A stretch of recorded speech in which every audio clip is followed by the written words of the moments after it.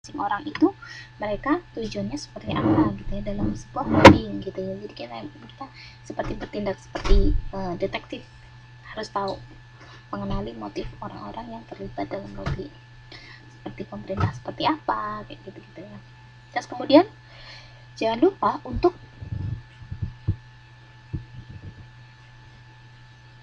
mengenali jebakan yang muncul. Jebakan ini adalah sebuah peristiwa yang tidak kita bayangkan gitu kan.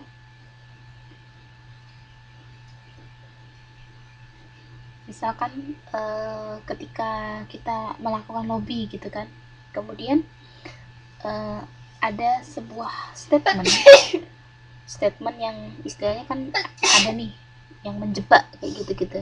Nah, kita supaya kita tidak tambah salah gitu kan, supaya kita bisa tetap bagus dalam hal lobby, maka kita harus memberikan informasi yang tepat gitu kan. Jadi bagaimana gitu kan. Ya, ada teman bersin. Kemudian sekarang ambil langkah-langkah penetralisir gitu kan. Bagaimana kita harus menetralkan sebuah pertanyaan-pertanyaan yang menimbulkan pertentangan gitu. Jadi supaya misalkan ada bantahan, ada sanggahan, itu kita mengajukan bukti-bukti atau informasi yang telah kita kumpulkan. Nah, di sini adalah pentingnya yang namanya analisis fakta. Yang saya bilang tadi bahwa analisis fakta atau informasi seperti itu ya. Karena apa? Karena ini adalah sebagai salah satu bentuk untuk bisa mengambil langkah-langkah penetralisir gitu. Ketika setelah kita tadi dijebak, istilahnya kayak gitu, ya. Kemudian kita bisa mengambil langkah-langkah penetralisir seperti apa. Kemudian yang keempat adalah perbesar peluang media. Memperbesar peluang media yang dapat kita lakukan melalui perencanaan ya. Jadi bisa melakukan kontak media gitu kan, memperhatikan sikap media gitu ya, mencoba mempengaruhi lawan. Kemudian ya ada lagi ya, mendukung liputan media, memberikan informasi kepada wartawan, atau kita memastikan bahwa memberikan layanan kepada media gitu. Karena apa? Karena media itu penting. Kita tahu bahwa media itu di situ tadi adalah salah satu bentuk untuk lobbying gitu kan ya. Nah,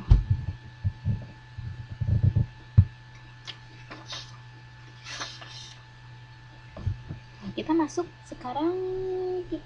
ke teknik kegiatan belajar ketiga. Untuk selanjutnya, jadi memang kita tadi pertama kan kita bahas tuh secara general bagaimana kita lobby, bagaimana kita negosiasi gitu kan. Kemudian yang tahap kedua itu kita tahu lebih lanjut gitu ya, bagaimana sih negosiasi itu gitu kan. Bagaimana tahap kedua kita membahas bagaimana lobby seperti itu kan. Nah, ini kita sekarang bahas gini, bagaimana sekarang kita mengetahui mengenai teknik negosiasi itu seperti apa. Negosiasi.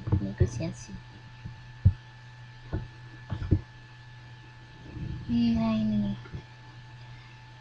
nih kita lihat bahwa salah satu prinsip negosiasi adalah nih, salah satunya kita melihat ya, lihat di gambarnya nih. Ini adalah orang-orang yang kita melihat. Kalau yang di sebelah kiri ini orang-orang mana nih? Siapa nih? Kita lihat gambarnya nih. Yang salah deh, di sebelah kanan yang saya tunjuk sekarang. Ini mereka siapa nih?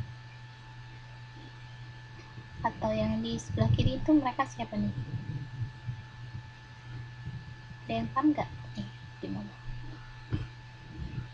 Loha, Mbak Esti.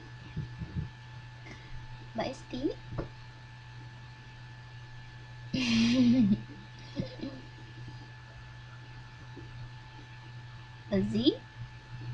Oke, masih di sini, Kak. Ini kita lihat ya di gambarnya. Kita lihat di gambarnya di sini. Ini adalah orang-orang apa nih? Company ya, orang-orang perusahaan. Istilahnya orang perusahaan yang mereka mau membangun ini ya, mau membangun pabrik seperti itu kan. Nah, di sini di lain pihak ini adalah orang-orang mungkin aktivis lingkungan seperti itu ya. Bagaimana mereka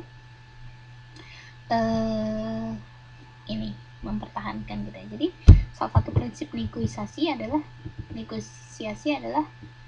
memiliki bargaining gitu ya. Jadi negosiator tuh harus memiliki bargaining gitu kan, supaya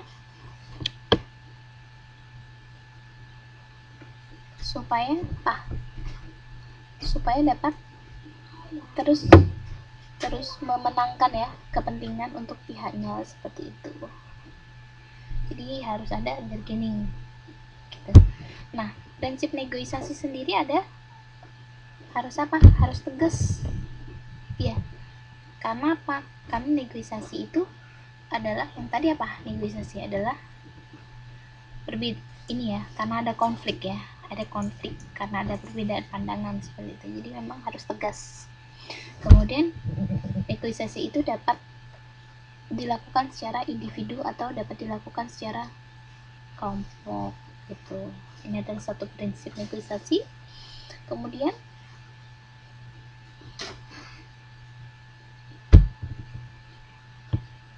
yang keempat adalah tetapkan maksud dan tujuan negosiasi seperti apa gitu kan. Kemudian yang kelima ini ada kesepakatan. Nah, di sini adalah pentingnya sebuah negosiasi adalah kesepakatan itu harus ditulis. Karena apa? Gitu kan? Karena bisa mengingatkan kedua belah pihak. Gitu. Ini adalah sebagai salah satu bentuk reminding, pengingat. Telah terjadi istilahnya sebuah kesepakatan gitu. Jadi ketika ada salah satu yang melanggar bisa diingatkan. Jadi bukan pentingnya ini bukan sekedar kayak deal, oh iya gitu kan, tidak seperti itu. Jadi negosiasi itu adalah sebuah kesepakatan ditulis. Biasanya ada mereka buat kontrak seperti itu ya, seperti persetujuan seperti itu. Nah, yang keenam adalah harus ada agenda negosiasi. Jadi ini adalah tentang bagaimana menempatkan posisi negosiator itu sebagai apa gitu kan. Kemudian apa yang akan didiskusikan, apa yang tidak perlu didiskusikan gitu. Jadi memang, dan kemudian harus apalagi yang paling penting ditulis secara jelas. Nah, ini penting sekali dokumentasi mengenai negosiasi.